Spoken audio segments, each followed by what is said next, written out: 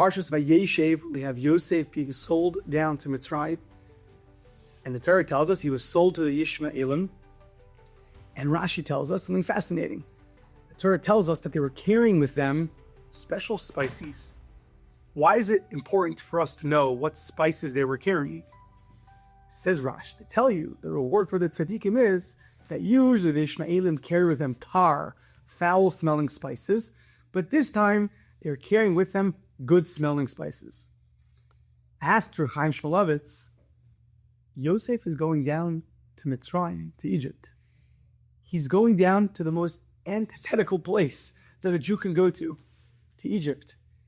Does it matter how he goes down? If he's carrying good-smelling spices or bad-smelling spices? Imagine a guy goes to prison and gets a life sentence, and you go to visit him, and you ask him, listen, it's gonna be a long time in here.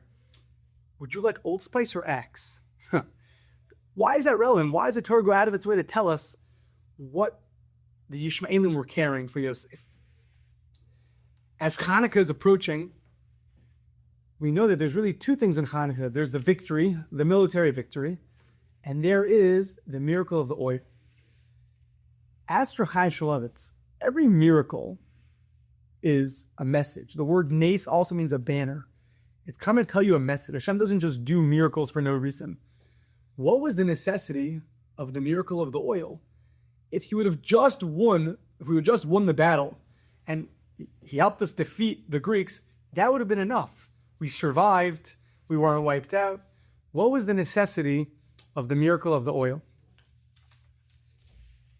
Says Rav Chaim Shmuelevitz, Yosef might have been on the verge of Yeush, of giving up.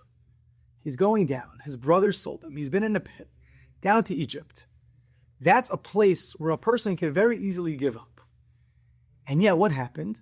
The smallest little thing, a message from Hashem of good-smelling spices, says Rav Chaim Shmuelevitz, was what turned Yosef around.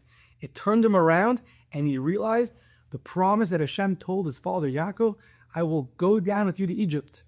I will go with you hand by hand. I will hold your hand down to Egypt. I'm going to be with you the whole time. Don't you worry. That was the moment, says Rav Chaim Shmuelevitz, that turned Yosef around. The moment that he realized something is different, something is unique over here, they're carrying good-smelling spices, was the turning moment of Yosef's life. He writes, imagine a family loses their diamond. It's been in the family for generations, and it's lost. We don't know where it is. Finally, after searching weeks, a small child finds the pearl, finds the diamond. The family is thrilled. Everyone is so happy. The father walks over to the son and gives him a big kiss and thanks him for finding this diamond that was lost. Explains Rav Chaim Shmuelevitz that not only is the child happy because he found the family's diamond, but he's happy because he got a kiss from his father. There are two types of miracles. There are some miracles that we'll call they're necessities. They have to happen. Hashem has to save us. We can't be destroyed. That's life or death. And that happens. There are other miracles that Hashem is sending us a message that He's still with us. It's a ha'aras panim. Hashem is glowing at us, so to speak, showing us that He still cares about us. Rav Chaim Shmuelevitz calls it a neshikah. It's a kiss from Hashem. Apparently, by the Chanukah story, we were at a verge of not only being physically destroyed, but us and our connection to Hashem was at a state that was very weak, and we felt very far from Him. And as we know, so many Jews became like the Greeks. And one could be like Yosef. You're going down to Egypt. A person's in a dark, dark spiritual place. So what has to happen? The message has to be that I still care about you. No matter how far and how dark it might be, I'm still with you. And that was the miracle of the oil. It was a special neshikah from Hashem. Dovid and Golyas, when he killed him, naturally he should have fell backwards, Golyas.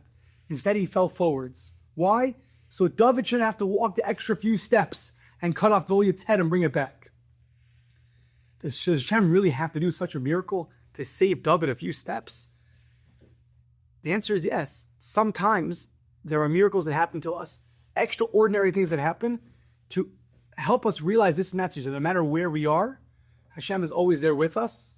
And that was the message for Yosef. And I always like to add that it was on Yosef to be wearing the right glasses. How many times in our days could we have had tens, if not hundreds of these messages?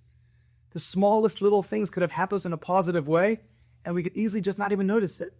But Yosef was wearing those glasses. Even in a dark place, he's wearing Hashem glasses, looking out for these moments and these messages. And when it finally came in such an interesting way, that the Yishmaelim, instead of carrying tar, were carrying good spices, Yosef used that moment to give himself strength and to give himself courage and to remember and realize and ingrain and internalize that Hashem is with him every step down to Mitzrayim, every step down to Egypt. As we enter Chanukah, a person can be in their own personal exile, in their own personal darkness, in a national exile.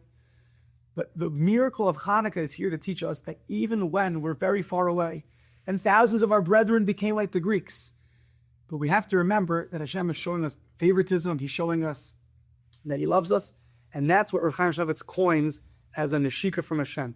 It's a kiss from Hashem. And we always need those reminders. We need to keep our glasses on and look out for constant reminders of things happening to remind ourselves that that's from Hashem, and that's from Hashem. And that is supposed to strengthen us, give us courage to continue in our life, in our way, and in our service of Hashem. Good Shabbos.